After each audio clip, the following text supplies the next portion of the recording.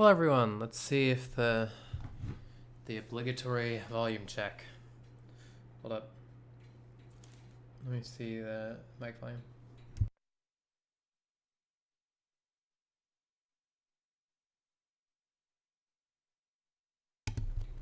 Okay, let me turn myself up a little bit. See, how does this sound?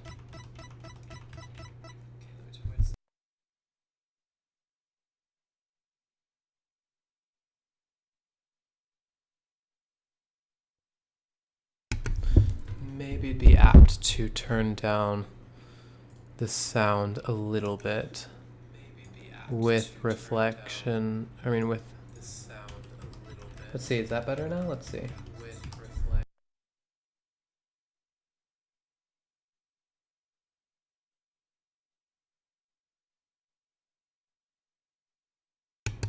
I'm gonna assume that's okay. I just want to do one more little test here. Let's see. Is this comparison good?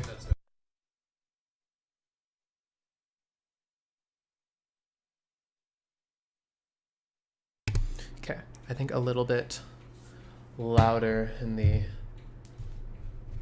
the game audio section, but other than that, it'll probably be okay. Okay, let's do this. So the intention here is to finish episode 3 of the main storyline today, just real quick. Okay, so this is where we are at, I suppose.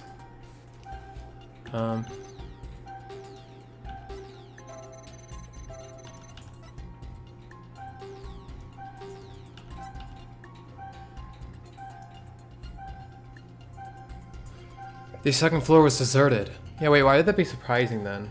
I suppose. Got it! Oh, never mind.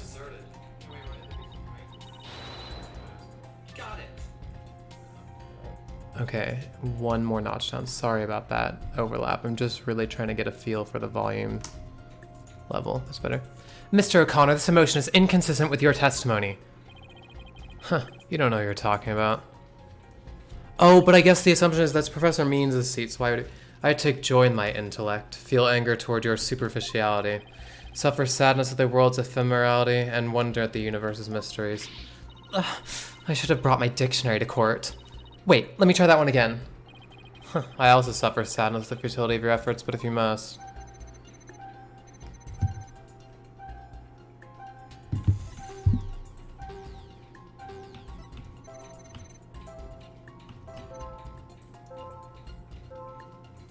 Then all I had to do was go through the empty control room, audio control room. I guess why is he sad about that? Got it! There we go. I detected powerful sadness and fear right after you said this part. It's as if you said something you shouldn't have. What's wrong with you? You shouldn't reveal a person's inner feelings for all to see. Mr. O'Connor, it's you who's revealing your inner emotions by the way you speak. Plus, I have a good idea about why you're feeling sad. You're a horrible person. Can't you just leave me be? You said that you went through the empty audio control room, but that's not true, is it? There was someone who returned from there once Professor Means finished his speech. And that someone who was in the audio control room was... It would have had to have been Junie, right? Because, she was in charge of that. So I would have to imagine it'd have to be her. Take that! I know you realized there was a problem with your statement just as you were saying it. That's why you felt so uneasy. If the audio control room really was empty, that would mean Miss Woods was roaming around the campus. Ugh. Mr. O'Connor, if you really want to protect Miss Woods, just tell the truth. If you believe in her, revealing the truth is the same as protecting her. Juniper's innocent. That's the truth. But in this dark age of the law, the truth can be easily twisted to serve anyone's needs. When the end justifies the means, your only choice is to fight back with lies. Not sure how that's how that works.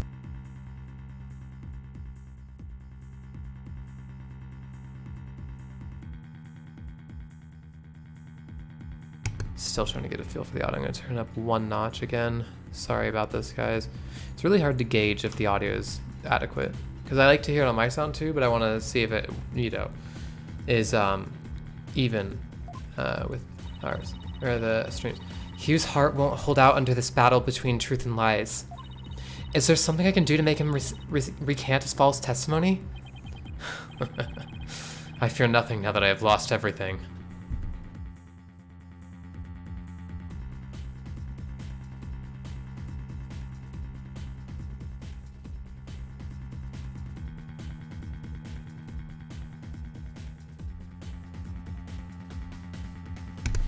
It's a little quiet, so let's go do this. Let's turn up to 10. Hopefully that's not enough. Or that's not too much. Go ahead, Prosecutor Blackwell. Cut me down if you wish. I thought you'd never ask. With you gone, we may swiftly proceed to a verdict.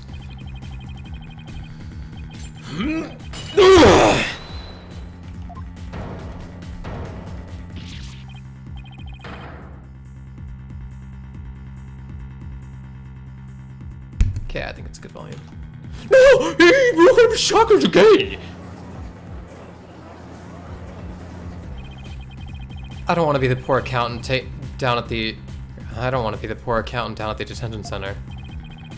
Hugh O'Connor, in deference to your valor, I will limit your suffering with 1 clean blow. Hold it! Could you wait just 1 moment before you cut him down? Silence. Do not come between a samurai and his... Wait. And his foe, Sykes Dodo. I never learned about this in law school. Careful, prosecutor. Remember that shocking experience you had last time? Oh yeah, where you got literally electrocuted or tased. Very well. Golden Boy may live. For now. Enough already, Mr. O'Connor. Miss Woods would never want you to protect her this way. She values the friendship between the 3 of you more than anything. Objection. That's where you're wrong. She doesn't feel anything for me now. But what does it matter anymore? I might as well tell you everything. This is no doubt news to you. But I'm not and never was a genius. Sorry, but I already knew. Oof. Me too. And don't forget me, though in all fairness, it was pretty obvious. Oof. I thought he was a genius at first, but... the stuff he said was crazy. No need to rub it in, just shut up and listen. It all started several days ago.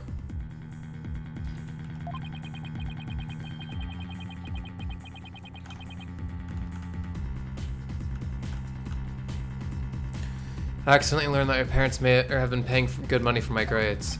But that's bribery! So the bribery wasn't Hugh's idea? All my perfect scores were the product of cold hard cash, not genius. Even worse when I confronted my parents about it over the phone. Juniper overheard me. Oh my, what a terrible misunderstanding. I've been living a lie. I don't know what else there's to say. I'm no genius. I'm completely worthless.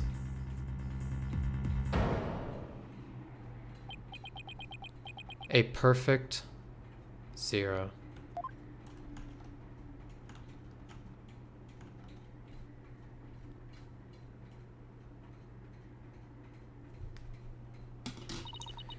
Hugh. Even so, I still wanted to make it up to Juniper for disappointing her like that.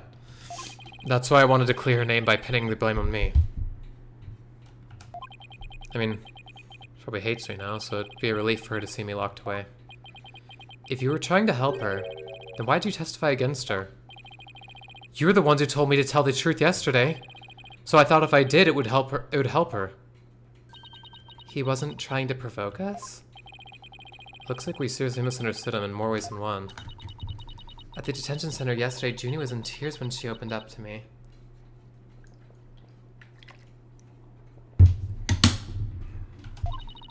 The truth is, the friendship between the three of them is still rock solid. If there were something that could help me, prove that to Hugh. We even have proof of our friendship. Yeah, as long as our friendship lasts, you can bet we'll be carrying them around. I know. What of that proof of friendship they mentioned? I wonder what it is.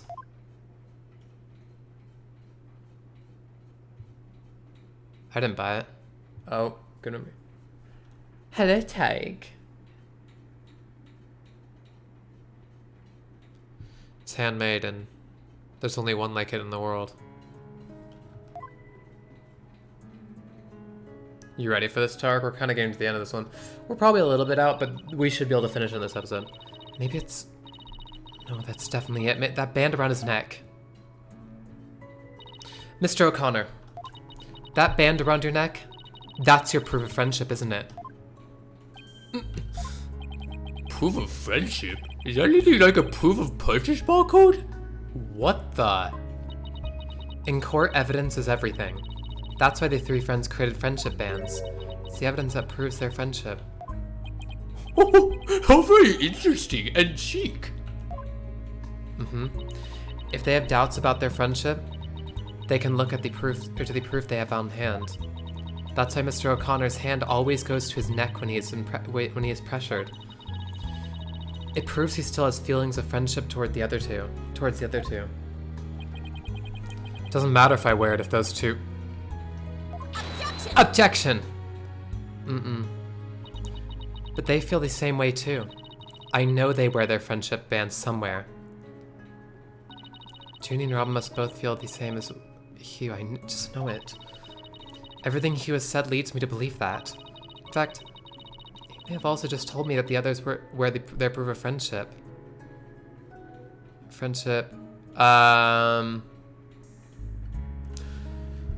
Probably where they're hard to spot. Oh, I know. They must wear them in places that are difficult to see. Really? And where might they be? How about around the belly button or on the soles of the feet? That would be hard to see. Shoot. I thought that was... Because if he said he didn't think that they're still wearing them, then... But easy to touch, I guess, would make sense too, because he's touching his neck and it's pretty... How could they wear their friendship bands there? Oh, right. That's right. You're wrong. Oof. Junie and Robin must both feel the same as Hugh. I just know it. Everything Hugh has said leads me to believe that. In fact, he may have also just told me that the others wear their proof of friendship where they're easy to touch. All we have to do is think back to their testimonies. Ready? Oh yeah, like when they're pressured. Oh yeah, true, yink. But that's hard to spot because of the sleeve, so kind of it's a double fold thing like that. Miss Newman wears her or holds her arm when pressured. And Miss Woods holds her wrist. So I think both are true, really. I mean, I know Miss Woods very well. She would never abandon her friendship with you over something like this. And taking the blame for her will only succeed in making her terribly sad. I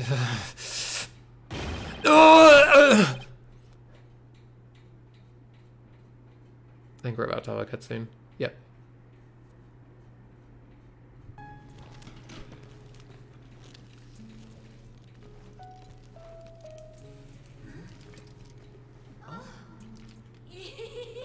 Robin, those bands of friendship that you made, just for the three of us. You may have forgotten about them, but not me.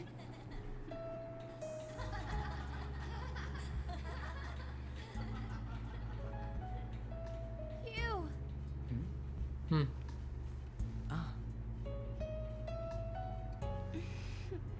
Hey, Hugh!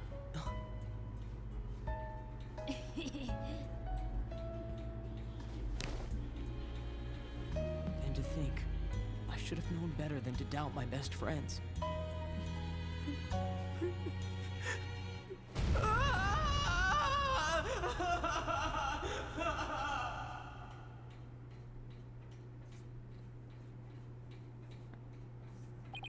I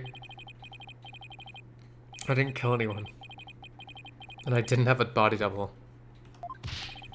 I didn't move the body, I didn't even see it. And it may look like I'm speed reading.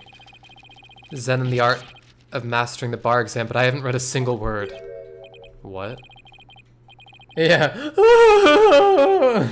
I always thought that cutscene was kind of funny. Because it's supposed to be an emotional moment, but it kind of has like that English dub anime kind of vibes to it. Well, you could have fooled me. In fact, you did. Phew. So, Miss Sykes, can I place my trust in you?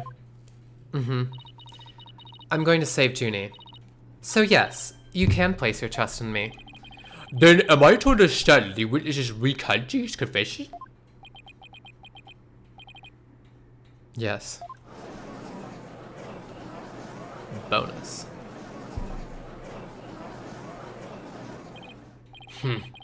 A most roundabout trial. I much prefer the turnabout variety myself. Now we are back to the fact that there was but one suspect who lacked an alibi. Which is, in the end, the truth you've been seeking this entire time. So we're back to square one. Now I'm exhausted and depressed. It probably doesn't matter at this point, but I might as well update the mood matrix.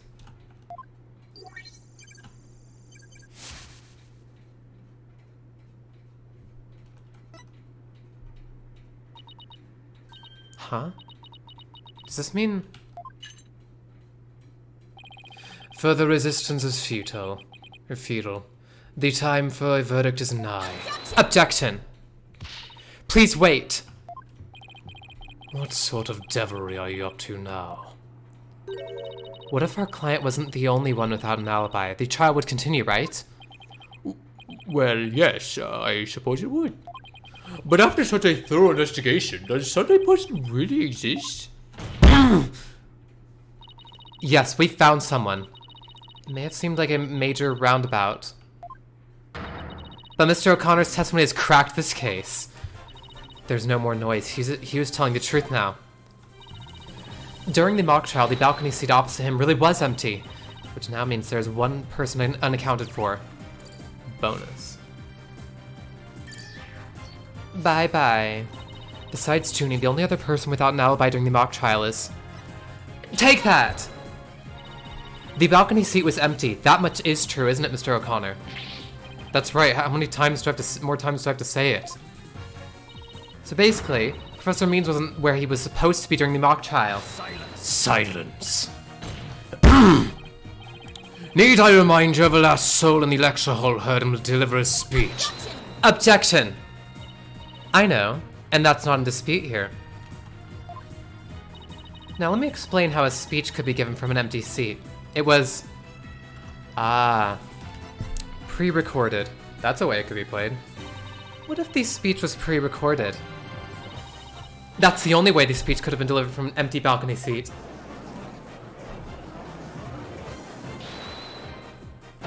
Wait, what? Objection. Wait. Are you accusing Professor Means? That's insane! I mean, he's the one who gave me the tape recorder. Take this to the police, he said, and tell them you found it. Yeah, that seems kind of sus, considering if the tape recorder would have allowed him to pre-record it still. Wait a minute. What? Really? Wait a second. Mr. O'Connor, did you just say that Professor Means gave that phony recording to you? Oh, right, that was the phony recording that had, Junie's voice on it. Phony? The defense will refrain from making unsubstantiated allegations. Well, I said he gave it to me, but what do you mean it's phony? Wow, who could have seen this development? Tape recorder updating the court record. Yeah, we had a voice print analysis in it. The voice shouting "You're a goner" as recorded on this tape was dubbed onto it using a line our client said in the mock trial video. Why, this is an extremely crucial piece of evidence.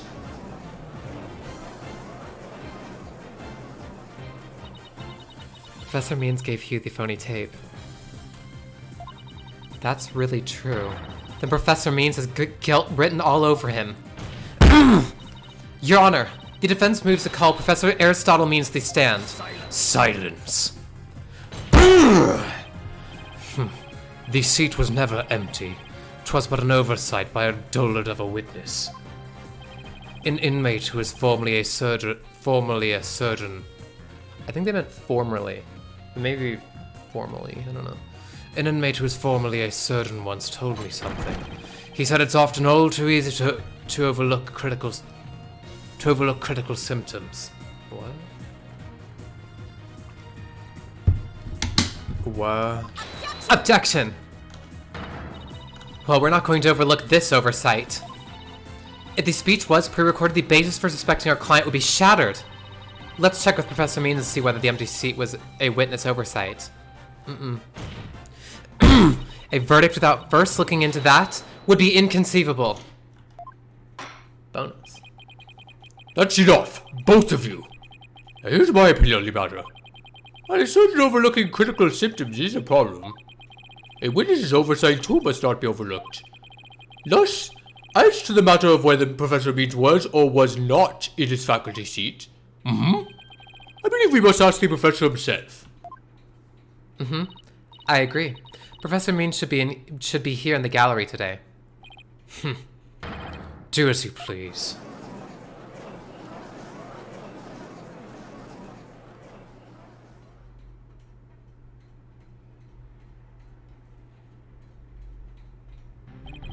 Will you please state your name and occupation for the record?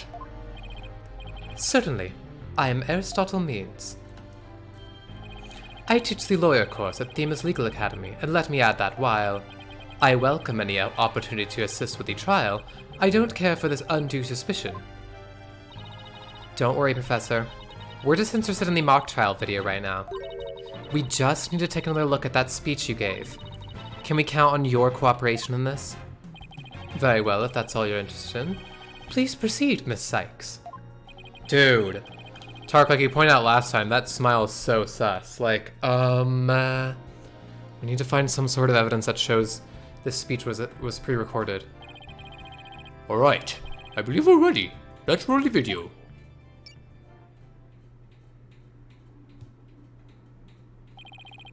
Good afternoon. I would like to start by thanking you for coming here today. That was like a required thing. The mock trial, the crown jewel event of the school festival, will begin shortly. When I was a student, I too could hardly wait for this day to come. Oh no, I'd forgotten how long and boring his speech was. Z. Wake me up once this is over. Hey, no fair! I mean, this is our evidence, so. The experiences of our youth have a powerful and profound effect on our adult...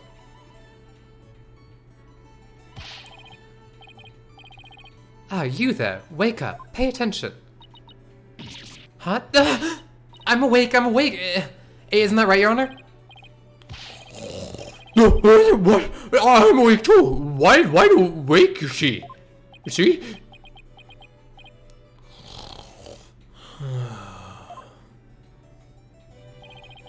Once again, our pure white Lady Justice will be watching over all of you today. Pay attention and you may make a difference one day. Now let the mock trial begin!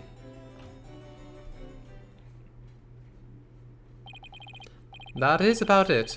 One of my better speeches, if I do say so myself. I even saw some of our students with tears in their eyes. He's obviously not familiar with the phrase bored to tears. Listen, Sykes-Turner, if you have subjected me to this epic study in tedium without purpose, Taka will feast on your tongue after I've cut it out. But you were asleep the whole time! Well, Miss Sykes, did you notice anything strange about that speech? Could I please hear that last part again?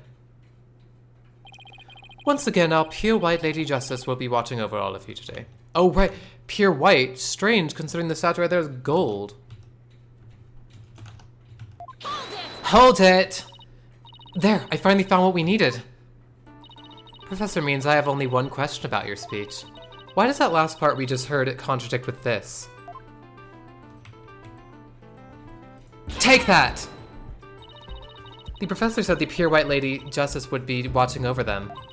But the Lady Justice in the video isn't even close to being white. It's as gold can be. I'm not sure I can wrap my jaw around that to test its authenticity. What the? I didn't say it was made of gold, Your Honor. Oh, like to bite it or something. Now, it's true that the statue is pure white, but it broke just before the mock trial began. The one you see here is its replacement. Oh, well, that's a shame on every account. On every count. Ironically, this golden statue sticks out like a sore thumb compared to the white one. Meaning the professor wouldn't have made a mistake in its color if he'd been present. Sure. It seems that I have caused some confusion, but it was merely an oversight on my part. Objection! The statue was in the middle of the room. How could you not know what it looked like? Well, I was in a balcony seat. Furthermore, the statue had previously been white. I'm afraid there isn't sufficient evidence of this speech being pre-recorded. Okay, if being in the balcony warrants his vision not being able to tell if the statue is gold or white, yeah, I don't think that's how low vision score works. But that's just me. We had our answer long ago. The accused was the only one to leave the lecture hall. No, wait. There's gotta be something that can prove that the speech was pre-recorded. According to the mock trial video, the speech started here and ended here. It was a little over 10 minutes, but I doubt anyone wants to be tortured again. It's only a little over 10 minutes? It felt like it went on forever. How'd you figure out how long it was? Easy. There's a timestamp at the top right. All you have to do is subtract the time the speech started from the time it ended. The speech goes from 10-minute mark to 20 minutes and 35 seconds. Wait a second. You know all about low vision score?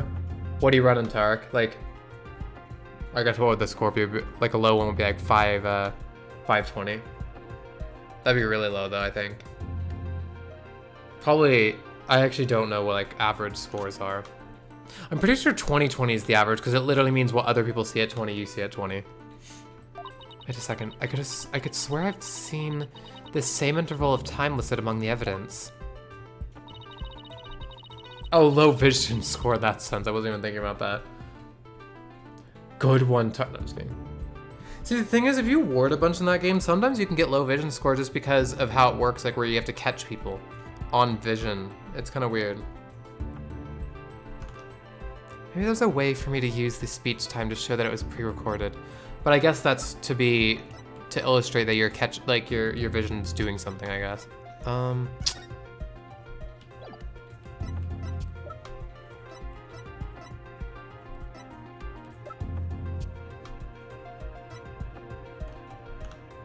Speech time was a little over 10 minutes,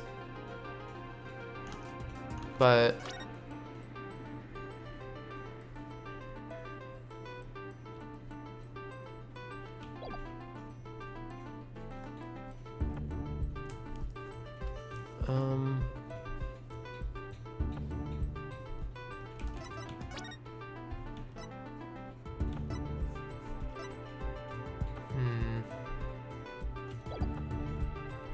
Wait.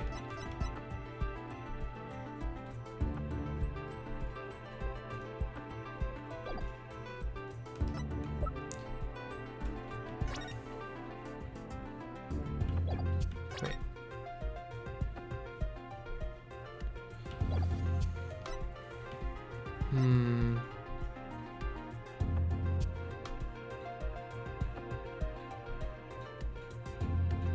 Wait, I don't get it. Do we have anything that indicates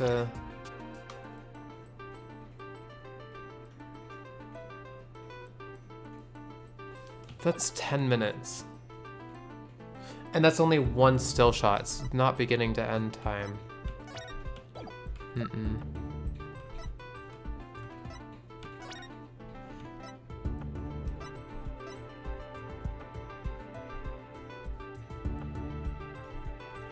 Well, This doesn't count either, technically, because it's only 603.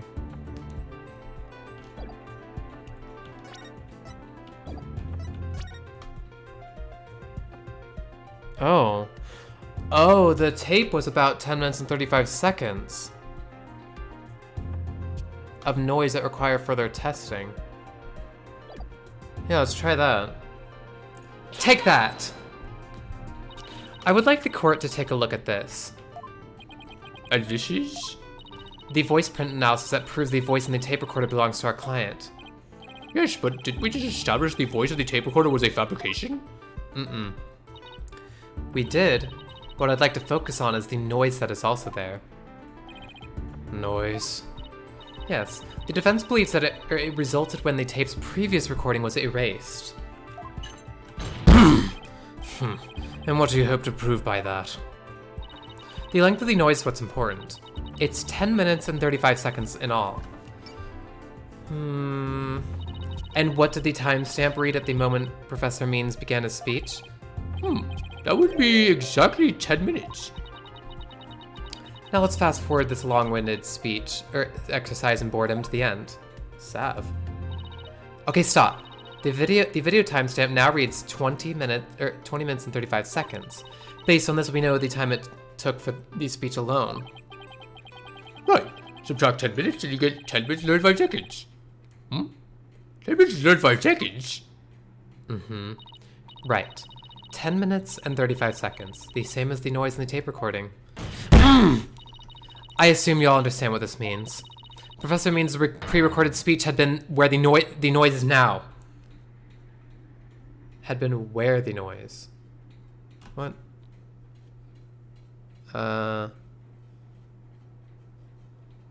Like it was recorded over kind of thing, or?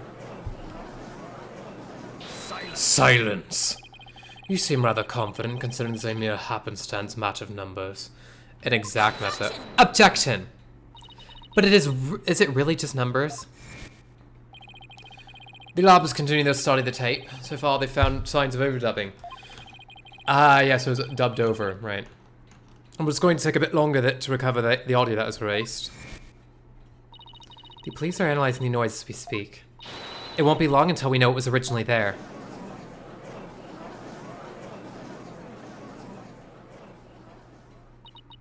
Now I'm sure of it.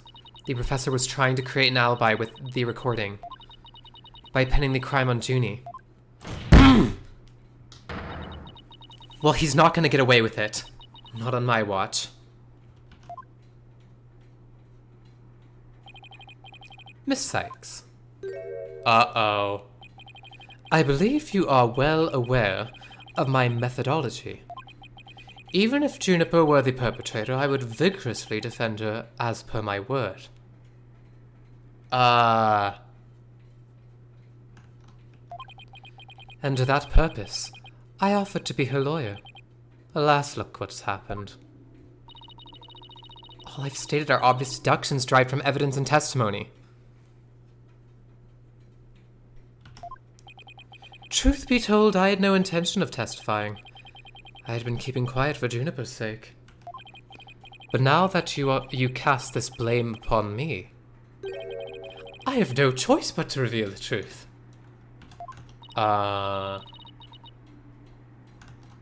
This doesn't sound good. I will now reveal the truth behind why I had to pre-record my speech before the mock trial. I, Professor Memes, always say what I mean and mean what I say by all means. Oh goodness, here we go. Witness testimony. That was very disturbing. Professor Memes' testimony. The defendant came to me with what she said was very important and by necessity, secret. She asked me to pre-record my speech and come to the audio room during the mock trial. Can we get confirmation on this from the defendant? Juniper confessed to the murder and asked that I get her declared innocent in court. She also said I'd become an accomplice after losing my alibi due to the pre-recording. But when I said I would protect Juniper, I meant it because it's the humane thing to do.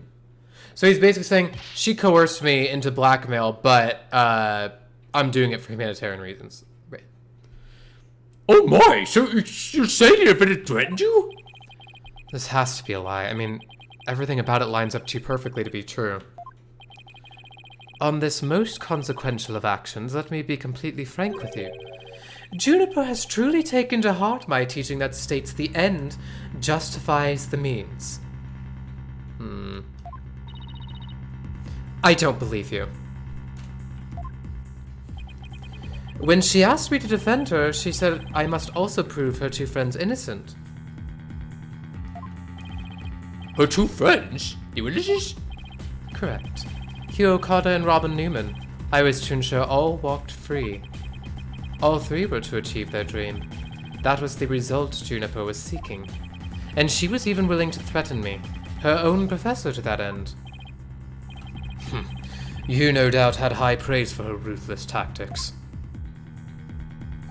Yes, well, that is why I vowed to vigorously defend her despite her threatening me. There was a time when lawyers merely sought the truth they wished for victory in court. But alas, those days are over. Now in the defense of justice, order, and all that is good, the end justifies the means. I'm so sick of hearing that phrase. Though it truly grieves me so, I must tell you this. Forsake the truth if it's victory you seek. Steel yourself for this new courtroom reality. That does it. He's gonna regret dragging his dismal, depressing ideas in here. Since he's already surrendered to the dark ages, it's up to me to fight it. Why so silent, Sykes-Stono? Something the matter? This is a court of law. It's no place for long-winded talks about idealistic principles. That's why I'm going to let the evidence do the talking. Let's not get carried away now, Miss Sykes. I will not do to have you attempting to discredit my doctrine. What, are you gonna kill us? Do not force me to rectify this situation. Yeah, that's what it's sounding like right now. Not gonna lie.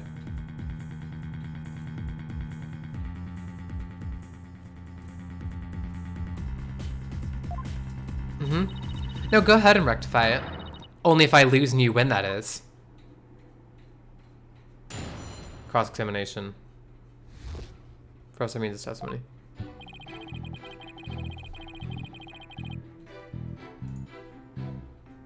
Save state.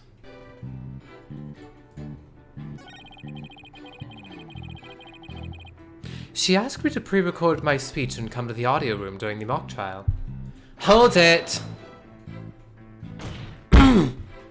Are you suggesting it was our client who told you to fake an alibi? You have every reason to be surprised. I too was shocked when she told me that. Simply put, Juniper has a secret that she wished to protect that badly. Is he kidding me? That lie couldn't be further from the truth. The problem is, how am I going to expose it? It was an earnest request from an outstanding student. How could I have possibly have refused? Juniper confessed the murder and asked me that I get her declared innocent in court. Hold it! Did you consider that a threat? Yes, but it's now you to whom she has passed her demands on to. Miss Sykes, you must realize that you too are being used by Juniper. Right. What? Your Honor, I ask that you too do not let her feigned weakness and innocence fool you. Juniper Woods is quite clever and extremely tough. And perhaps most important of all, she is a fervent follower of my teachings. Objection! Your Honor, the witness's testimony is nothing but an attack on our client's character. Very well, objection sustained. So be it. Nevertheless, the fact that she threatened me is immutable. Not really, not when you don't have anything to, like, substantiate it. She also said I'd become an accomplice after losing my alibi due to the pre-recording. Hold it! How could you overlook such a threat? As a teacher, it's your duty to discipline your students. Yes, well, perhaps I do have some serious reflection to do on this matter. I suppose it was just wishful thinking on my part. I wanted to believe that Juniper hadn't actually committed murder, then she hadn't meant to threaten me. But you just said you assumed or took it as a threat. So you can't say, no, I didn't want to believe it was a threat. Believe you me, when you literally just said you believed it was a threat. Really? Please do explain. Long had I waited for a student who would embody my teachings. Does the witness realize what he's saying? Surely you must see the true meaning in my words. I am merely staying true to what I teach, and my methods are but a reflection of the times. Oh wow, his way of thinking is really warped. But I haven't heard any inconsistencies yet. I wouldn't be so sure. Really? The more he tries to avoid logical inconsistencies in his testimony, the more likely we'll see inconsistencies between his actions and words. It is a dark age in which we live, and there is much I would like to say on the matter.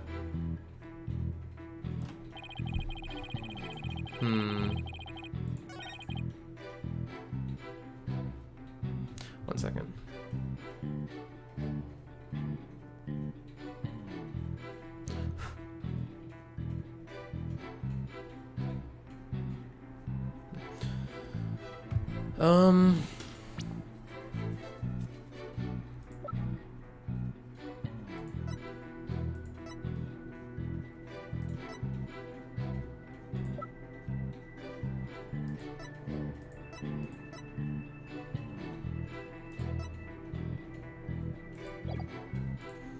Let's press on. The defendant came to me with what she said was very important and my necessity secret. Hold it! I doubt our client would have come to you with something like that. You have a point there. If only Professor Court had been alive, I suspect Juniper would have gone to her instead. So our client came to talk to you after Professor Court is dead? Let's go through this step by step, shall we? First, Juniper came to me that day. And then let's finally press on this one, just for any information. But when I said I would protect Juniper, I meant it because it's the humane thing to do. Hold it! You were trying to protect our client? Yeah, right. He'll say anything to pin the blame on Junie. What a frightful look. I would ask that you not glare at me so. I have nothing but admiration for how Juniper was willing to go as far as to threaten me. That is why I'm protecting her by any means possible. She has been a model student. Liar! You're trying to pin the blame on her! How am I going to show that what he's saying isn't what he's really thinking? You cannot possibly overturn my claims. So isn't it about time you admitted defeat? After all, if my unassailable logic is not the truth, then what is? If he thinks I'm going to give in to his pack of lies, he's got another thing coming. I'm going to find a hole in his story if it's the last thing I do. Even though he's rotten to the core, he's a total pro. I mean, that all made perfect sense. Yeah, but you can't believe a word he says. Every word he says. He's making this up as he goes along. He'll trip up on his own words yet. Time to see how consistently the professor's testimony matches up with his actual actions.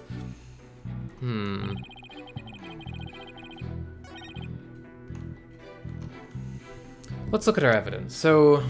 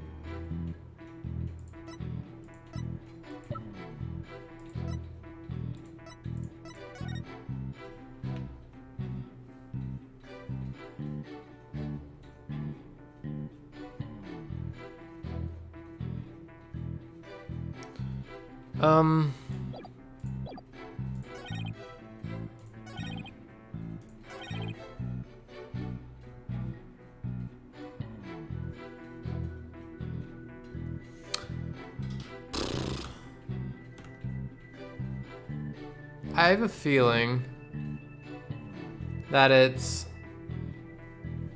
this statement, because I don't think he's trying to protect her, but...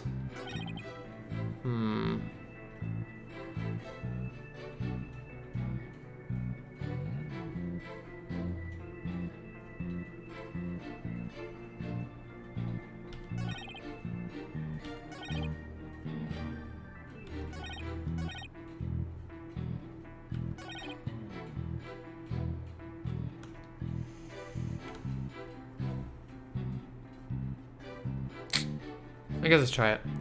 But when I said I would protect Juniper, I meant it because it's the humane thing to do. Objection! There we go. Yep, it is that. So let me get this straight. You were trying to help Miss Woods? Ha! That's nothing more than a bald-faced lie. No offense, Your Honor. Such defamation of my character and your hair follicles. Your Honor, it is an outrage. Miss Sykes will clarify her statement, but leave my hair follicles out of it this time. Yes, of course, Your Honor. Now, please take a look at this. The witness gave this tape to Mr. O'Connor. Then he slyly whispered, "Take this to the police and tell them you found it." There was no whispering, slyly or otherwise involved. I simply did that out of kindness. Objection! The tape contained our client's voice. In short, it is incredibly damaging evidence. Why would it even exist if the witness wasn't trying to pin the murder on our client? They say the road to hell is paved with good intentions, but not yours. You never had good intentions, only lies to protect yourself with while blaming another. You, Professor, are the embodiment of the dark age of the law. Bonus. I'm guessing that was him. Yeah. Objection! Objection! Why, you little... Uh-oh. Go in sicko mode. You dare call my teachings and my methods lies?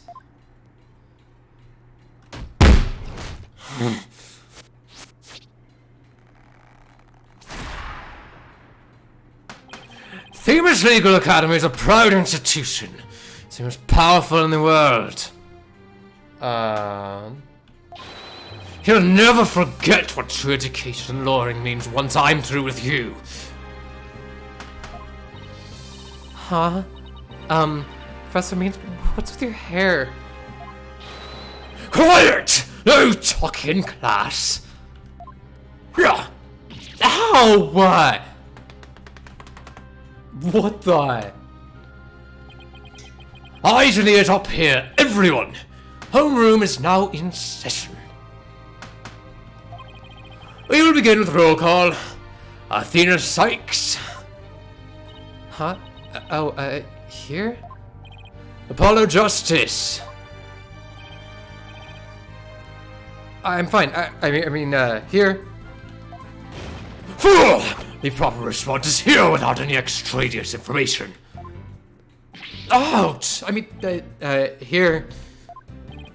Next, Your Honor. Here. See, class, that's the proper way to answer. Simon Blackwell. I said, Simon Blackwell. Are you here or not? There's always one, isn't there? Well, then I'll just mark you absent. Now, get out of my class this instant. What the? Get out? Very well, if that is your wish. Who am I to defy my homeroom teacher? Is that a good idea? Prosecutor Blackwell is free of his shackles. It just so happens I was a member of my high school's disciplinarian committee. But is that really so shocking? Constabulary lapdog to teacher's pet. What a malleable mutt you are, Fulbright. Very good, Bobby. You just earned a gold star and a promotion to head disciplinarian. Alright, class is now in session. Why do I have this sudden urge to go to the nurse's office with a stomach ache?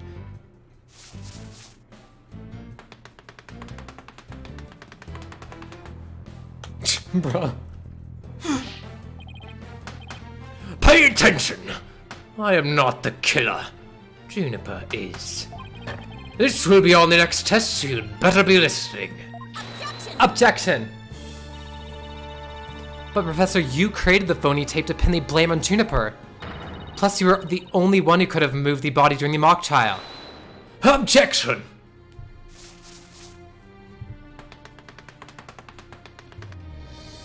What? Athena, you disappoint me so. To think you would label me as a murderer. Now pay attention. The murder occurred on the 23rd between 6 and 8 p.m. But I was already at home by that time, so how could I have been involved in this crime? Objection! Professor Means, can you really prove that you had already gone home by that time? Objection! Can you prove that I was still at school? No, I can't. So you admit it. Well, you just earned extra credit for your honesty. But you have also earned lavatory cleanings, earned yourself lavatory cleaning duties until you graduate. Ew! I do enough of that at the office.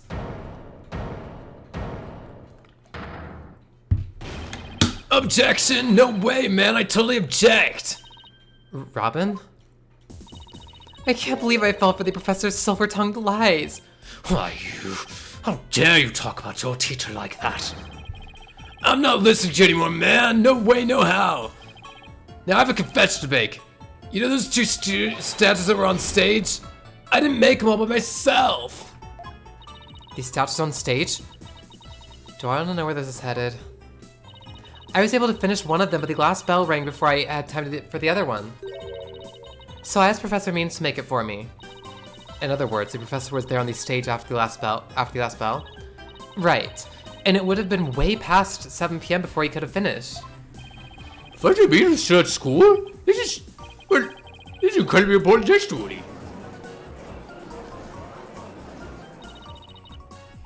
The professor told me I'll take care of it.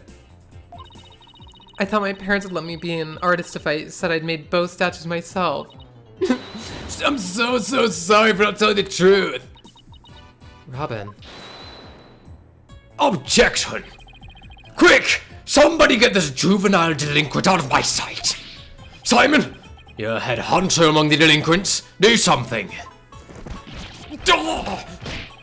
And who's in charge of this class pet around here?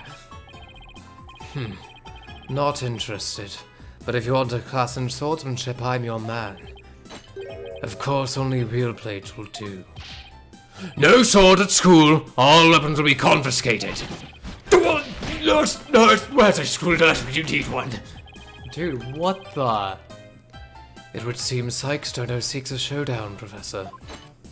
In which case, you would do well to draw your staff quick as lightning.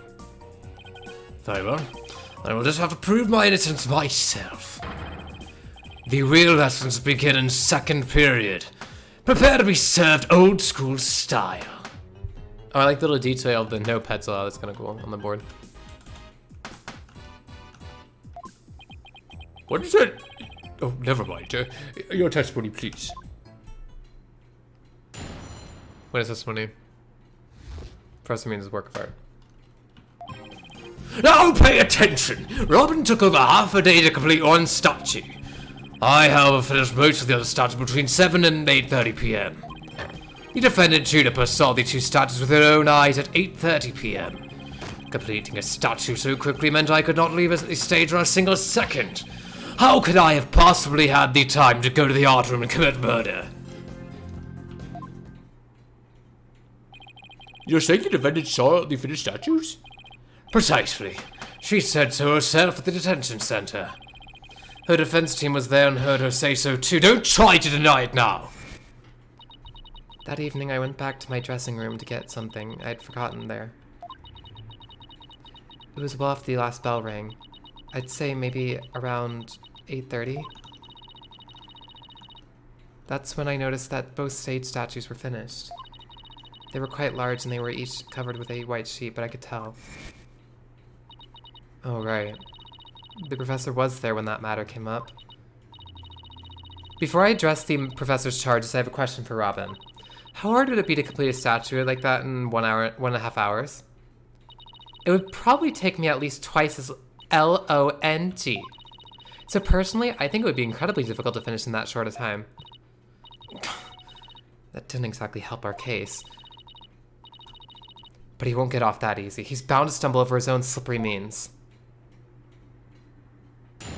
Cross-examination. Professor Meads' work of art. Okay.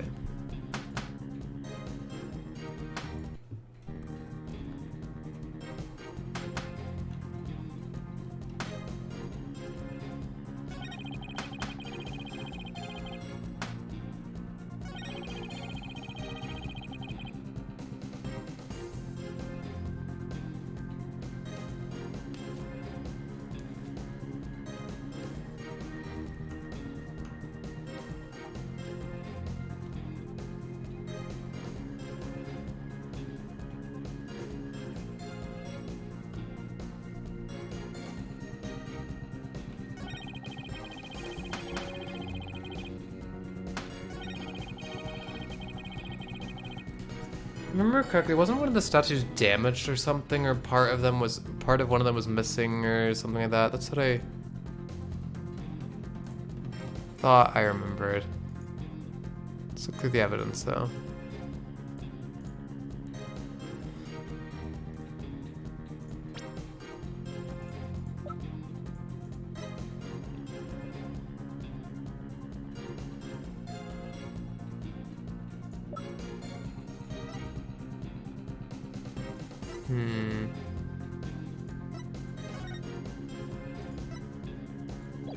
The date of the murder was...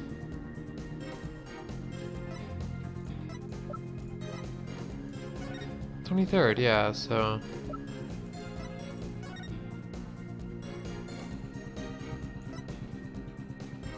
Looks like Robin wasn't even close to finding the statue. I guess this is when Robin was asking for a means to do the other statue? I'm not sure, I never noticed that part, but maybe.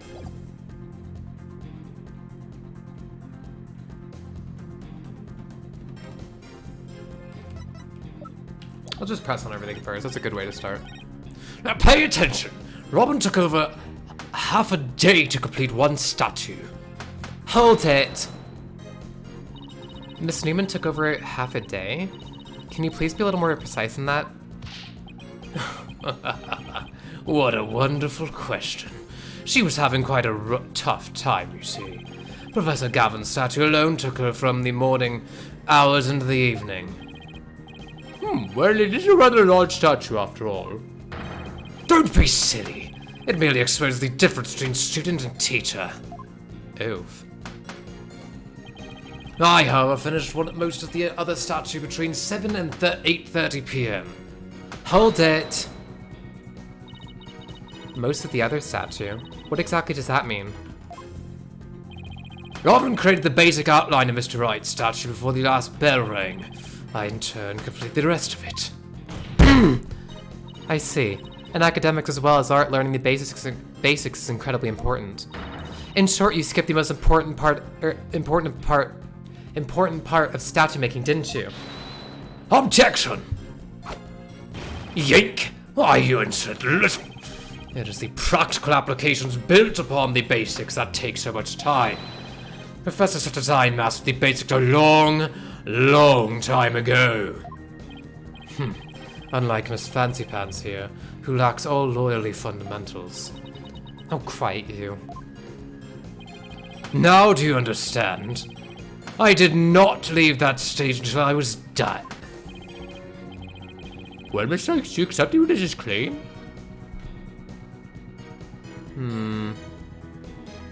I'm pretty sure there's something about a meeting with Hugh. But it just says October, we don't know much more than that.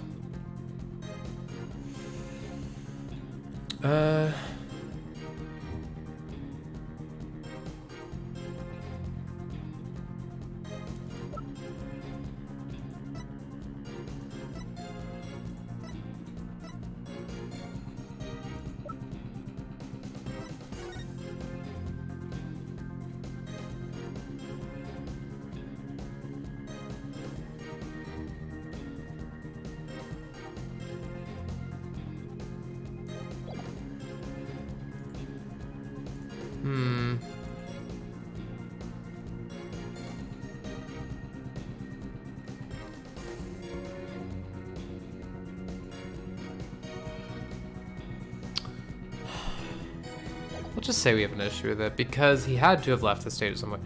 Not on your life, Buster. No, I don't. I know there's more to this, and I won't stop until the truth comes out. The more you struggle, the more you sink. Like so much legal quicksand, so to speak. I used the world's ultimate technique to complete the statue by 8:30 p.m.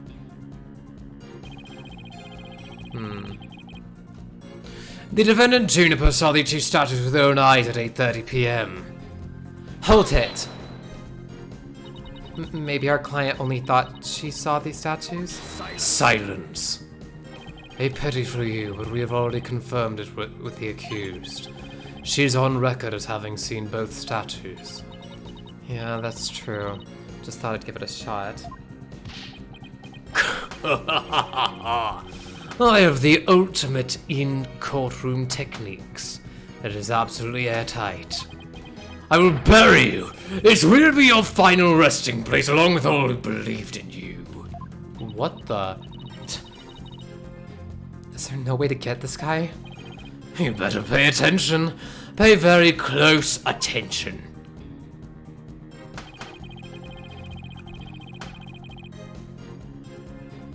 Okay, how is it not sus, by the way, that he has that written on the board? Like, come on.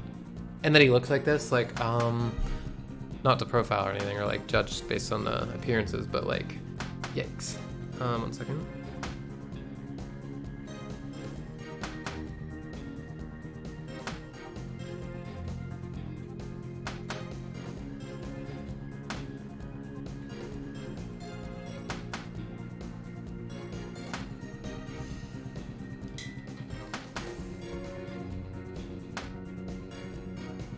Sorry about that.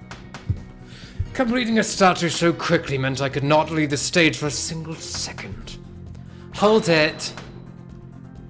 Why were you in such a hurry? Objection!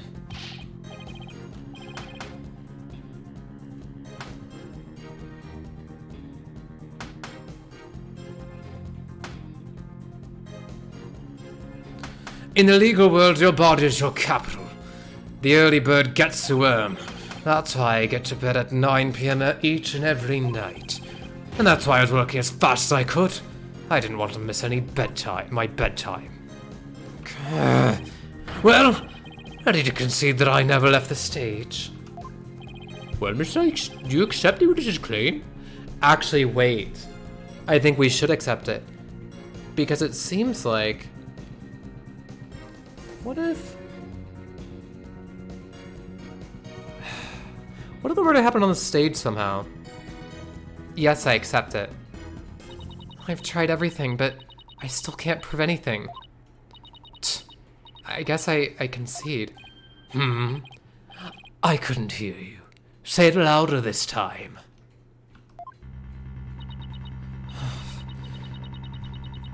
I concede that Professor Means never left the stage.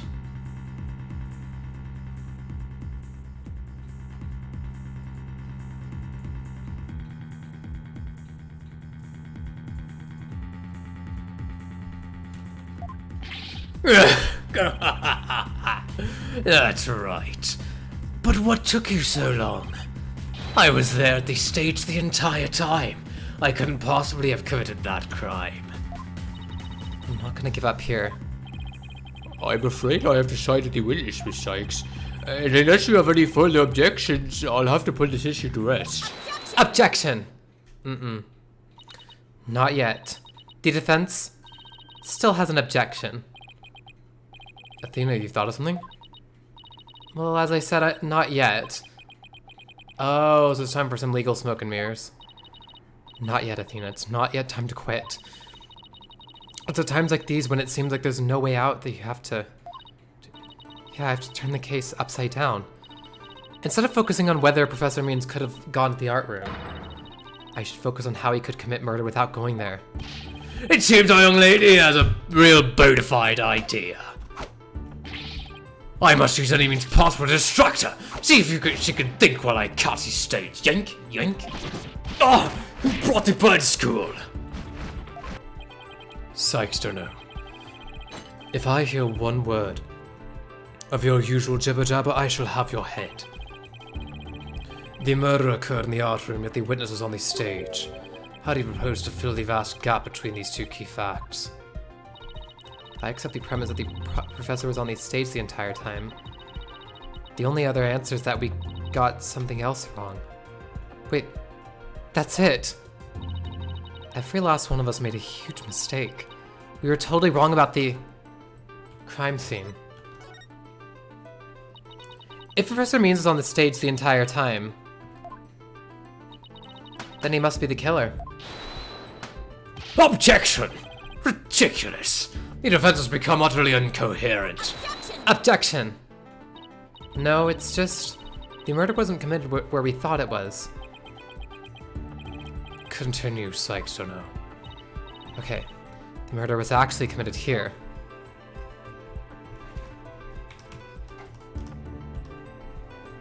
Take that! The greatest riddle of this case has been how the body was moved from the art room. But if the murder occurred on the stage, that means the body was never moved at all. Objection!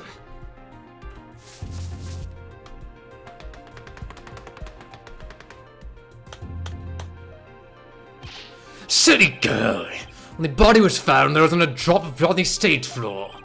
Surely there would have been some blood if that's where the murder was committed. There wasn't any blood on the stage? Really? But there was something on stage at the time of the murder that's now bloodstained. Oh right, I think it's the school banner, right? Yeah. Take that! It's true there were no bloodstains on the stage floor. But there was something on the stage that did have a bloodstain.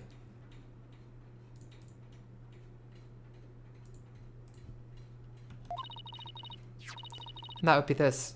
The school banner. No blood would have gotten on the floor if this were the victim when she was killed. Oh my, that is quite a compelling theory. Silence. What is it now? My theory makes perfect sense. That was a pathetic attempt. You must put every inch of your body into your attacks. The autopsy states the cause of death was loss of blood, yet only a trace amount was found upon that banner. Where did the rest go? Blood getting on there when the body was moved by wire makes no more sense than not. Very good, Simon. Tell me, what's your first choice for higher education? I'll write you the ultimate in recommendation letters. You're all but guaranteed to get in. Objection! Actually, the defense has something to explain that as well. You do? If there was only a trace amount of blood on the school banner, then there must have been something else that the killer used to soak up the blood. All I have to do is figure out what. This is what soaked up most of the victim's blood. It's actually the governor's banner, I think, because that was the one that was burned to ash. So that's probably what it was, really. Hi, Gray. Good to see you here. You might not want to watch too much of this episode because we're nearing the end of it, Gray, so it's spoilers. But yeah, just letting you know about that.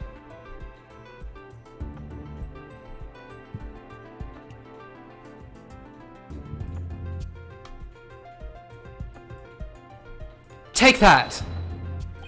Why, it looks like there's some other piece of fabric on top of the school banner. It's the governor's banner that had been specially made for the school concert. Since it's on top of the school banner, the blood would have hit it first. It could have easily absorbed most of the blood like a dishcloth, and only a small amount would have soaked through to the school banner below. So it makes total sense for the school banner to only have a little blood on it. So that banner absorbed the blood like a dishcloth. Yes, that will explain it. The governor's banner was like a dishcloth? Surely it was at least a towel quality. Yeah, dishcloth would not be so good for absorbing bloodstains. Objection! Simon, don't just stand there, do something! Silence. Psychono, you are learning to wield a blade quite well. But how will you respond when I come slashing at you like this? The remnant of a large bloodstain was detected in the art room. But why would there be blood there if the murder occurred at the stage as you claim? Objection! The bloodstain in the art room was faked. How? I'll tell you how. All that was needed was something that could transport the blood upstairs, and that something was a piece of evidence we've just finished discussing. The killer used this to bring the victim's blood up to the art room. Well, I guess it would have been the banner, right? Or... I guess it had to have been, really.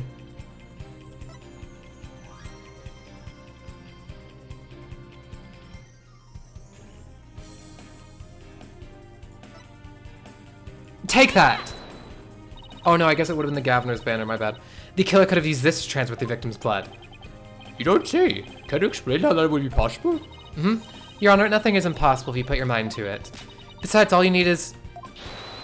Objection! far-fetched arguments like that have no place in a court of law. Well, it was worth a try. No, it wasn't. I guess it really wasn't. The bloodstain in the art room is faked. How? I'll tell you how. All that was needed was something that could transfer the blood upstairs, and that something was a piece of evidence that we've just finished discussing. The killer used this to bring the victim's blood up the art room. I guess it would be the... I don't know why I said the other one. Take that! To think you'd stoop so low as to present mere garbage to this court. It's only garbage because someone tried to destroy it by tossing it in the incinerator. That someone was most likely the killer seeking to get rid of crucial evidence. The killer used the wire to bring the blood-soaked Governor's banner to the art room. Then the blood was wiped onto the floor to complete the ruse. It makes perfect sense.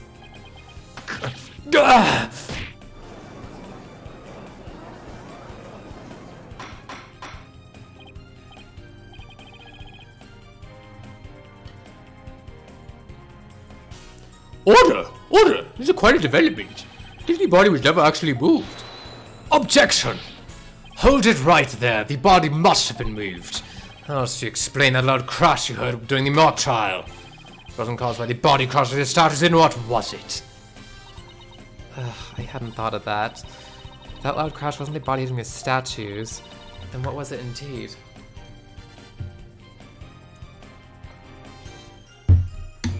One second.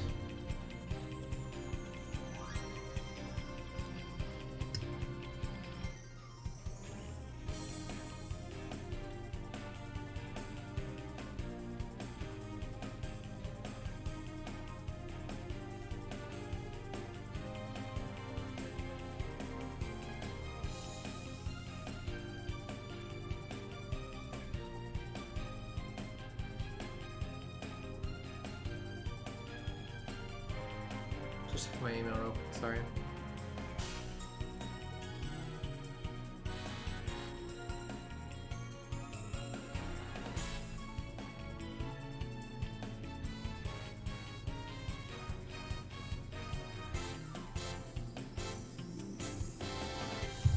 Then what was it indeed?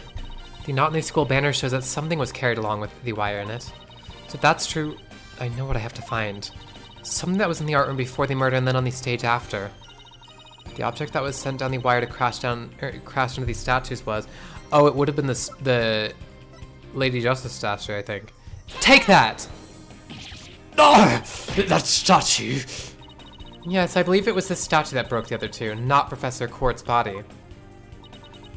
The unique statue you see on the right, that's the pure white Lady Justice from earlier. Professor Quart accidentally broke it while she was polishing it the day before the mock trial. But she used her own unique artistic sense and technique to repair it, as you see here. Nobody would have guessed that it was originally Lady Justice. Silence. Perhaps you're onto something. But why, pray tell, would anyone move that scrappy relic in such a tedious manner? Excellent question, Simon. Keep them coming. You know why, but the fact that you won't acknowledge it just shows how twisted you are. Lady Justice was moved during the mock trial. During that time, Professor Means was fabricating an alibi with his pre-recorded speech. If we consider the facts, then Lady Justice was moved in order to point us to the body. Professor Means used his pre-recorded speech to fake an alibi during the mock trial. He wanted to make it look like he couldn't possibly have moved the body. Moving Lady Justice was his way of pointing us to the body and cementing his alibi. That's quite a persuasive argument. For a while there, I thought you weren't taking the trial seriously. Well done. Bonus. Objection!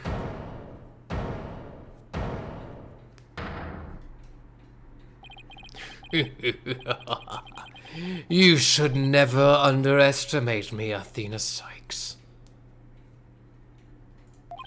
Professor Means always means what he says and says what he means by all means.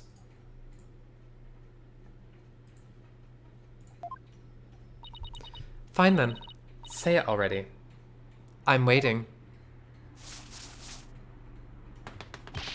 The murder occurred the night before, but the body wasn't found until late the next day. Countless students passed the stage until they met in the lecture hall for the mock trial.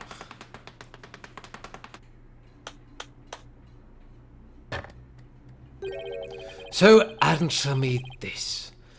Why didn't anyone see the body that entire time? That can be explained by, if the victim was murdered on the stage and left there, the body would inevitably have been discovered. And of course, there was nowhere to hide a body upon that stage. This is not good, Athena. Our claim is this close to being beaten to a pulp. I know. We've come so far.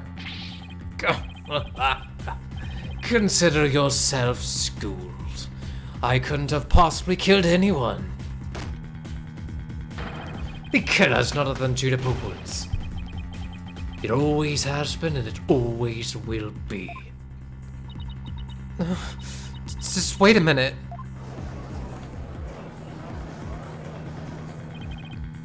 Poor Juniper. She must seriously regret having asked you to defend her. And to add insult to injury, nearly had Hugh convicted for murder. Surely you haven't forgotten that little fiasco.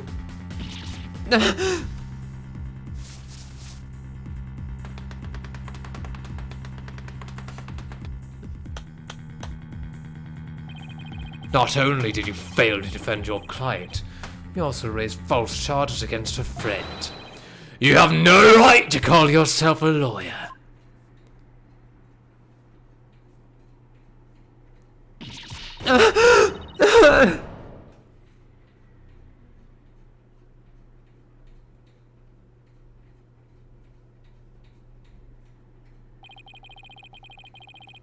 One moment, sorry.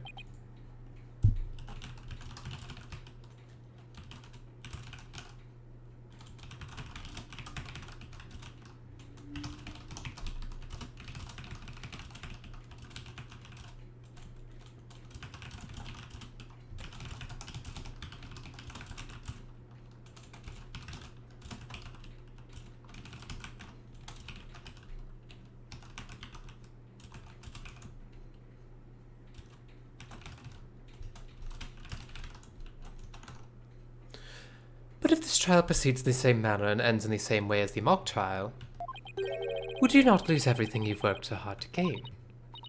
Well, I'll just have to make sure that doesn't happen then, won't I?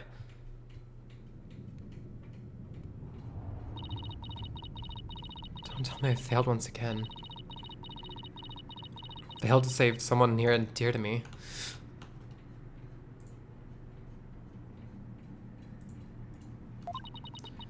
I've worked so hard to become a lawyer and even studied psychology. Has it all been for naught?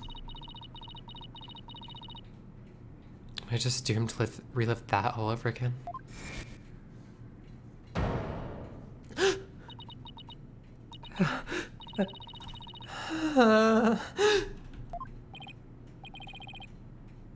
Athena? What's wrong?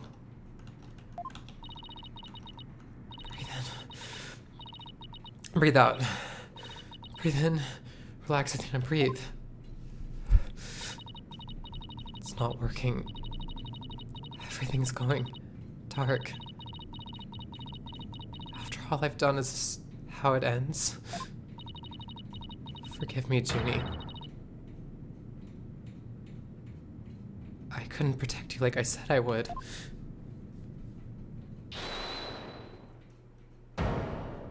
Objection! Objection! You leave Athena alone, man. She's the one who saved me.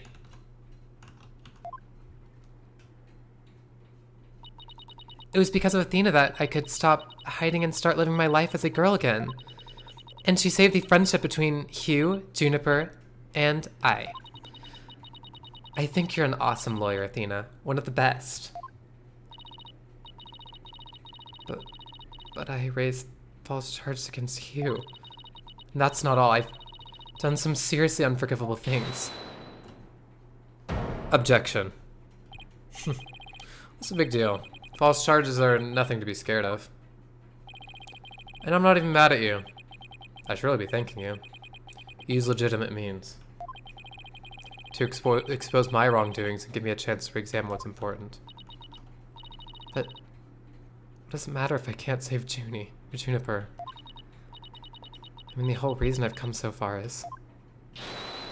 Objection. It's not over yet, Athena.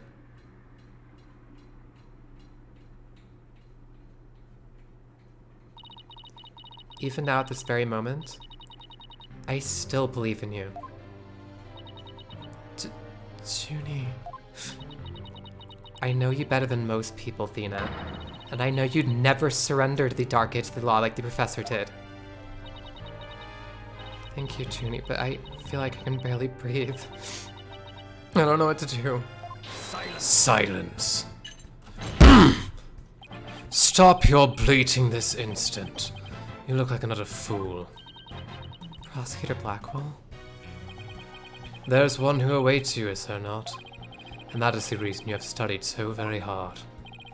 Are you prepared to give up on all you have worked for thus far? It would not do to have you disappoint you know who. I... Objection! You're wasting your time. You have nothing on me. No evidence or anything else to establish my guilt. Right. You're helpless before the might of lawyers for whom the ends justify the means. Objection! Don't worry, Athena. You're doing fine. The truth will always win against people like him. But Apollo, what am I supposed to do? What am I supposed to do now? Listen. All I have to do is take a deep breath, look back over the entire case. If there's truth to be found, and there always is, you're sure to find it. Now let me see you smile. Eh? Remember what Miss Wright said? The worst of times are when lawyers have to force their biggest smiles.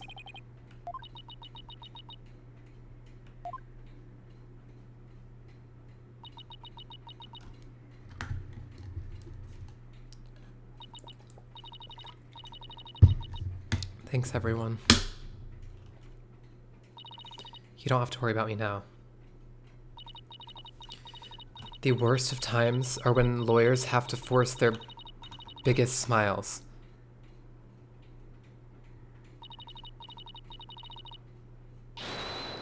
Athena Sykes is psyched and ready to rock. Prepare for your utter defeat. Professor Court wasn't killed in the art room. She was killed right where her body was found. We know because there wasn't any time to move the body there from somewhere else. That means the body had to have been hidden somewhere on stage until it was found. 1 second, just gotta respond to something.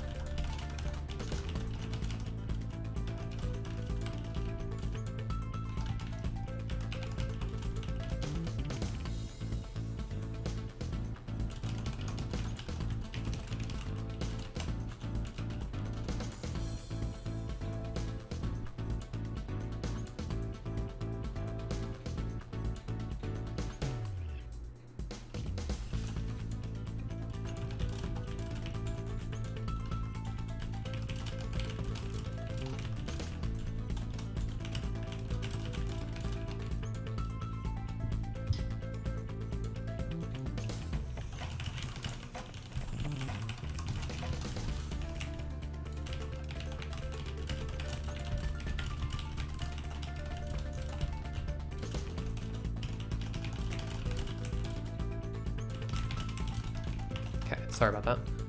That means the body had to have been hidden somewhere on stage until it was found. Let's think along these lines and see where it takes us. First up, when did Professor Means remove the body from its hiding place? Let's see, what was he doing right before the body was discovered?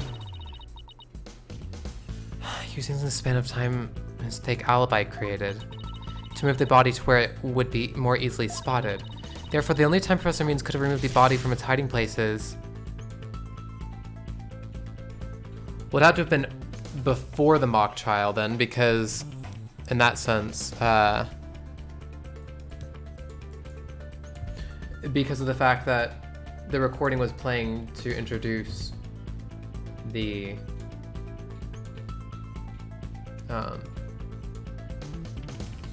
you know, the mock trial stuff.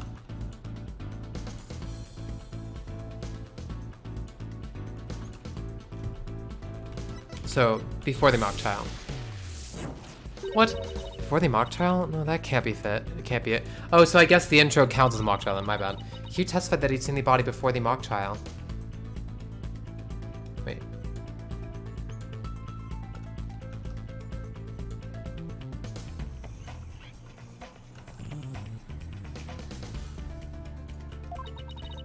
But it turned out he was lying to protect Junie. The appearance of the body has to coincide with the time covered by the professor's alibi.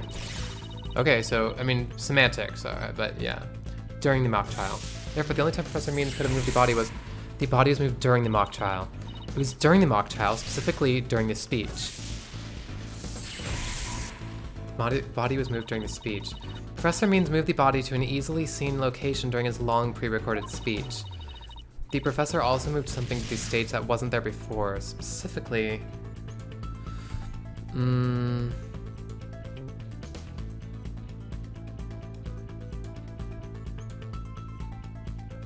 I guess it would have been the white statue, right? The white statue. The White Lady Justice was also moved. During the mock trial, Professor Means wrapped the White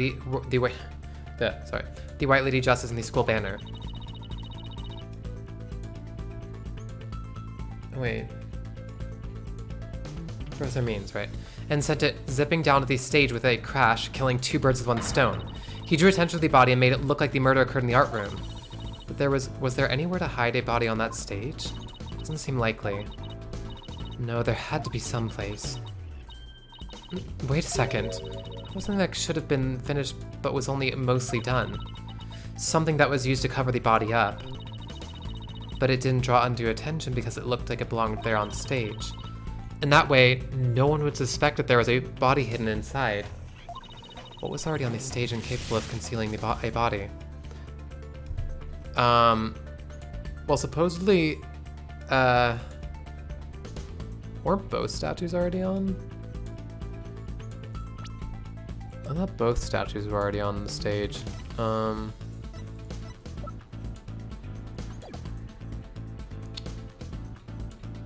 But the Wright statue wasn't complete, so maybe the Wright statue. The body was hidden by Wright's statue. Oh, I know, the Mr. Wright statue was never actually finished.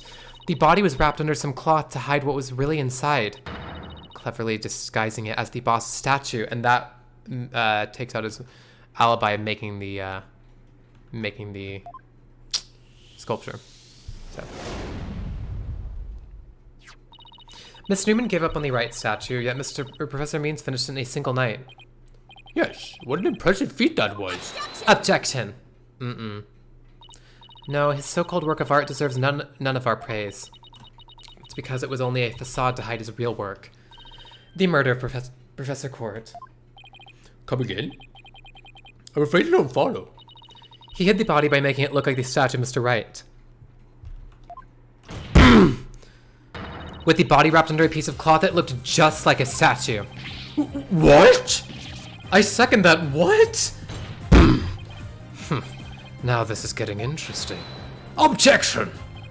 No, it's getting preposterous. How would such a thing even be possible? Objection! We'll never know until we try. Uh-oh. I think I know where this is going. Okay, Apollo.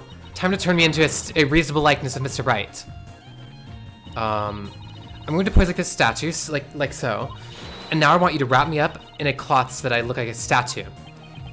I hate to ask the obvious, but where am I supposed to get this magical cloth?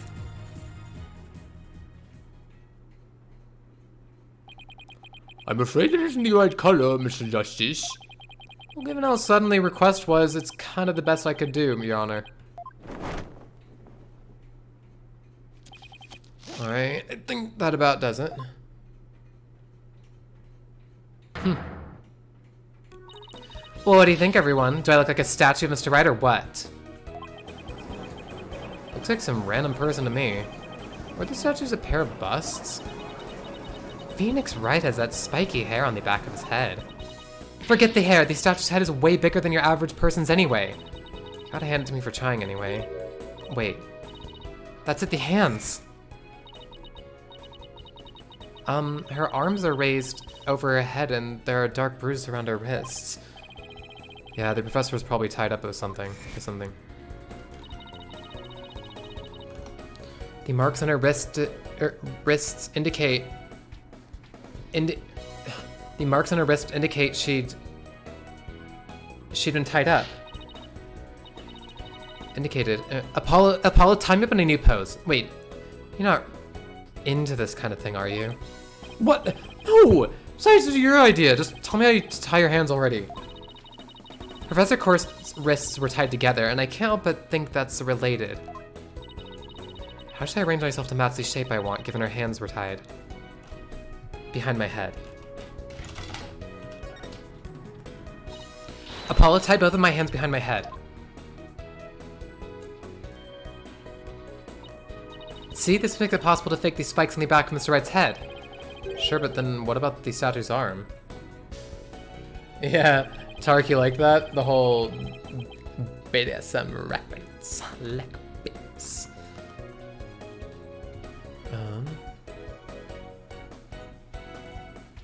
With both arms behind your head, you can't exactly complete the pose. Yeah, it would be awfully hard to make the objection pose like this. I can't help but think you're forgetting something, Athena. Something on the body that you don't have right now. What does the victim's body have that I don't? Well... Wait a minute. Wait, the victim's body... Oh, the arrow. Take that! Oh, right. There was an arrow sticking out of her side.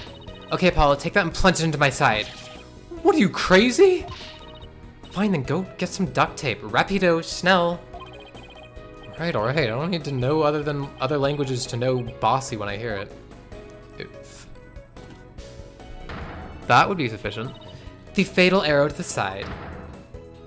Spiky hair created from 2 hands. A masterpiece in the making. Now come over with that, cover me with that cloth. But remember to make the arrow stick out, okay?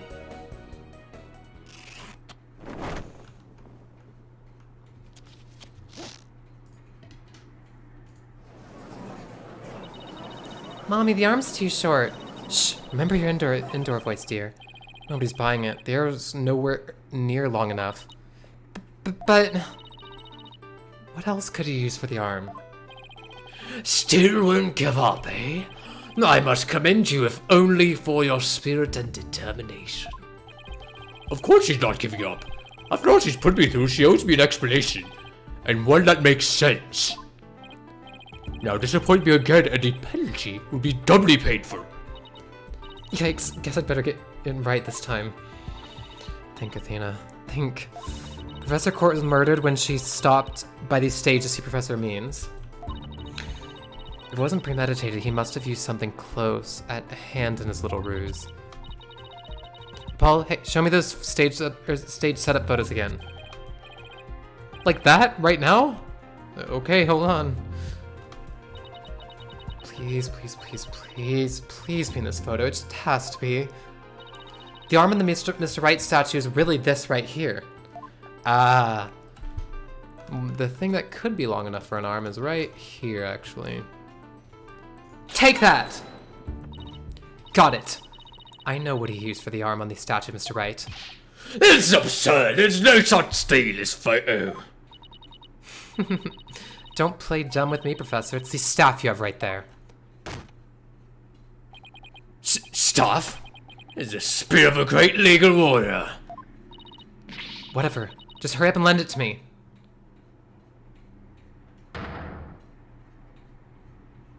That will be long enough. The length is perfect. Mr. Wright couldn't possibly object to such an awesome arm. Okay, go for it, Apollo. Sure, I'll give your arm a hand. Cloth and binding coming right up.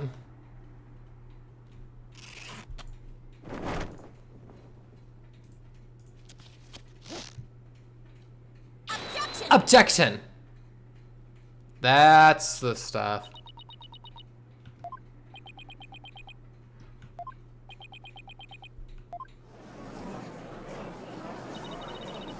It's Phoenix Wright. Look, it's that famous lawyer. That's definitely him. I'd know that pose anywhere. We did it! Didn't we?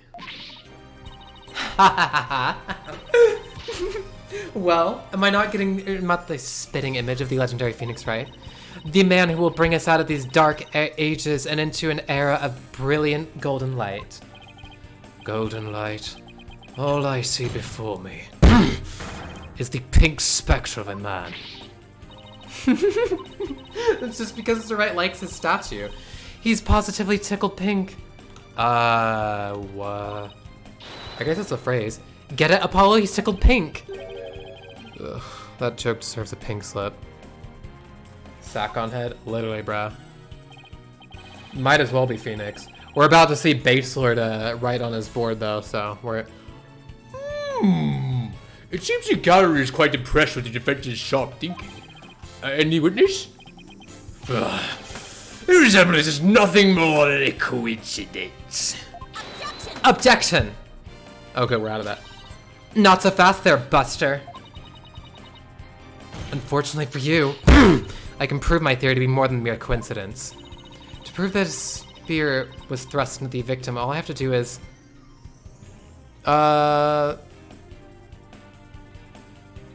Wait, but the spear wasn't the murder weapon, was it? Maybe. Let's test for blood. Test the spear for blood. That's kind of morbid, considering she was tied up with the Atlas staff still in her body.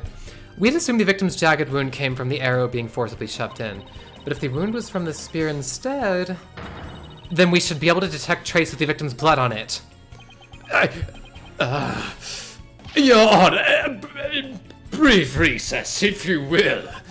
By any means possible, what if I get rid of my spear? What if I burn it? Yink, yink, yink, yink.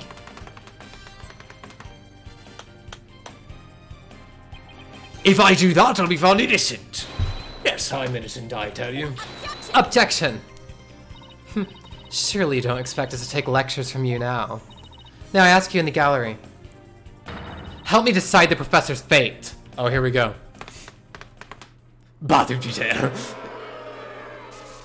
Okay. Retake Voxham. No. 90% salary cut.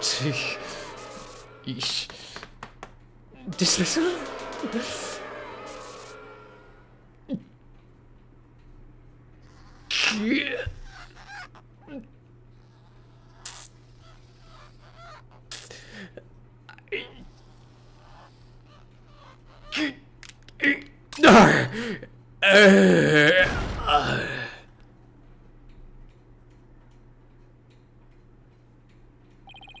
Particularly Rockwell, what has become of our witness, Aristotle Beans? It is a psyched Stodo suspected. Blood is detected on the staff. Yeah, 30. No. He has admitted to this heinous crime, all of it. He shall join us in the clink tomorrow. His teaching skills can be put to good use there. Great. He'll teach felons that the end justifies means. So much for her rehabilitation.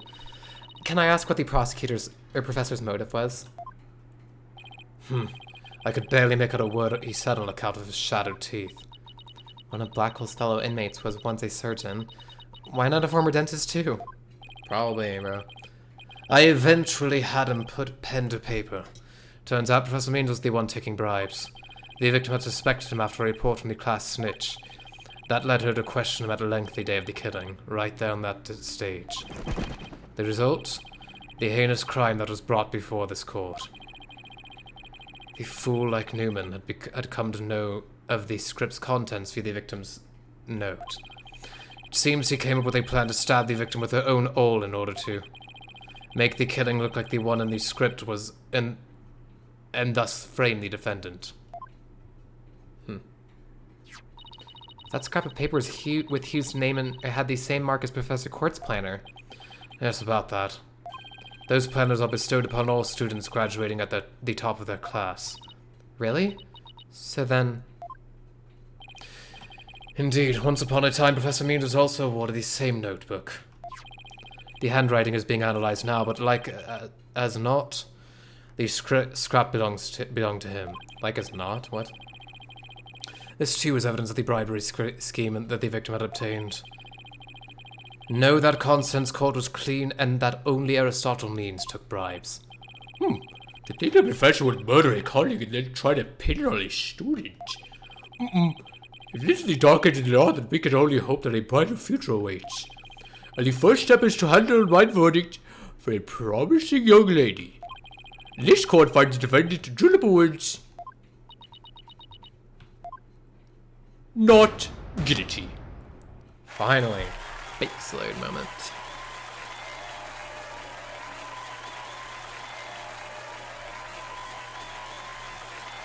Wait until we get to Edgy Apollo. Spoilers, no spoilers. Bleh. I wish you all the best on your road to becoming a courtroom judge. We will need young people like you. If you ever hope to restore the law to its former glory. Yes, Your Honor, I'll work as hard as I can. Maybe one day I'll be able to work with all of you to make a difference. Proudly serve Professor Court's memory. Do not let her death be in vain. That's the last thing I expect to hear from him today. Court is adjourned.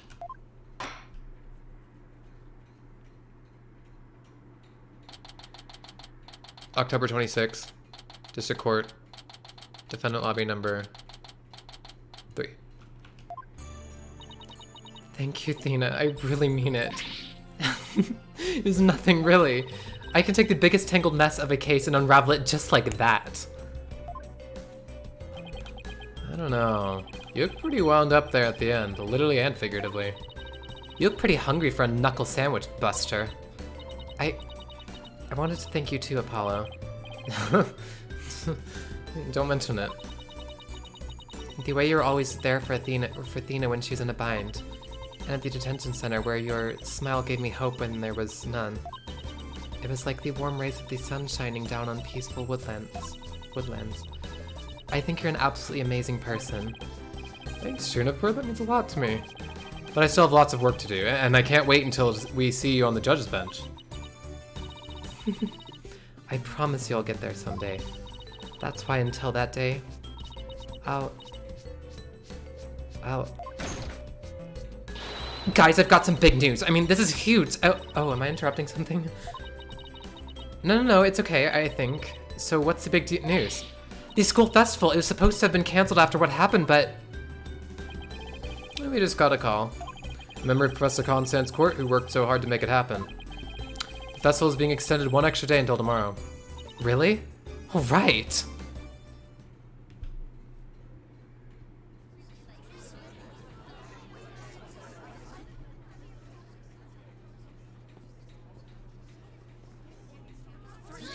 Oh, nice. We've got a special treat for all of you. So the love letter for Themis Legal Academy. The clothes that Juniper's wearing Achtung, baby. is a For the reference to guitar Apollo serenade. Justice. Apollo's mom wore that, actually.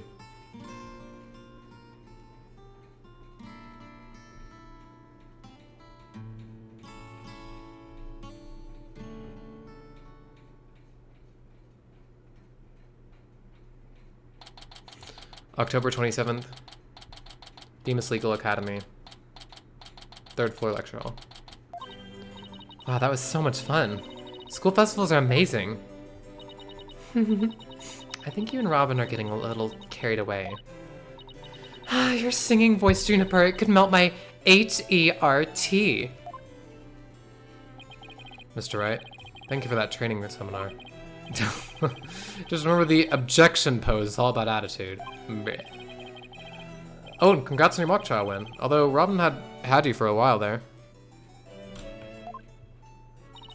I did, didn't I? But I'm just glad we're back to how we used to be. Thanks, Athena. And you know what? I think I'll stick with becoming a prosecutor after all. I'm going to make up for my mock trial loss by winning the real deals in court. Mock trial loss? What loss? Wait, did they reprise the trial and he won? Level-headed lawyer, course genius, and hot-blooded prosecutor course student will go head-to-head in a mock trial battle for the She-Devil's Black Heart. So, does this mean it's really gonna happen? Juniper, there's something I've been wanting to say to you. Huh? Ooh, is he going to do what I think he is? Juniper, can we still be friends? You know, best friends like we've always been? Huh? Best friends? Best friends? Weren't you going to profess your love for Juniper if you won the mock trial? No, I was going to confess that I'm not a genius and that I'm really 25 years old. Oof. But you already dragged it out of me during the trial. Whoops. Listen here, you too, Robin, Miriam. Oh, the base lord is here. Me too. Miriam's got this tactical espionage action stuff down to a science. I've been thinking. It's up to us to put an end to the dark age of the law if we can. Let's all work together to usher in a new age where winning only results from the truth. And the end never justifies the means. Count me in. I wouldn't have it any other way.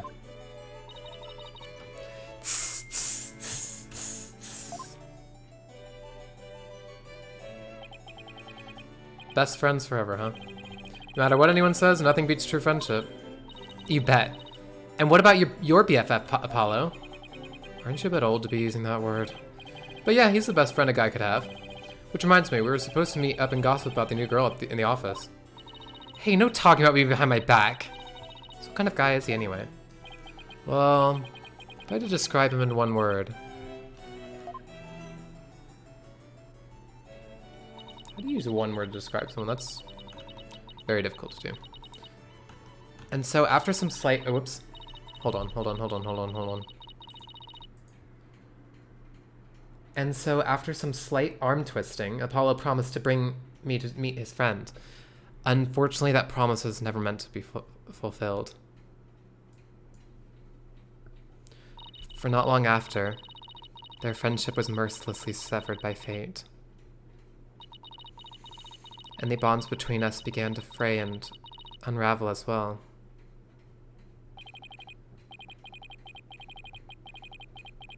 Sorry, but I'll be taking leave of absence. Even now those words continue to ring in my ears. The discord in our ever-tearful Apollo's voice made him sound so cold and distant.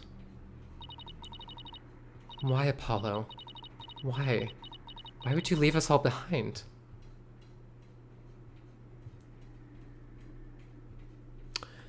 And that's the end of the episode. Hopefully tomorrow morning, plan to hash out that 4th episode. It probably should only take 2-3 hours because it's a shorter episode, actually, to be fair. So, thank you everyone for coming to the stream.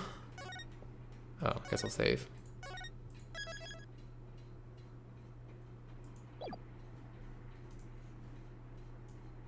Yeah, let's exit now.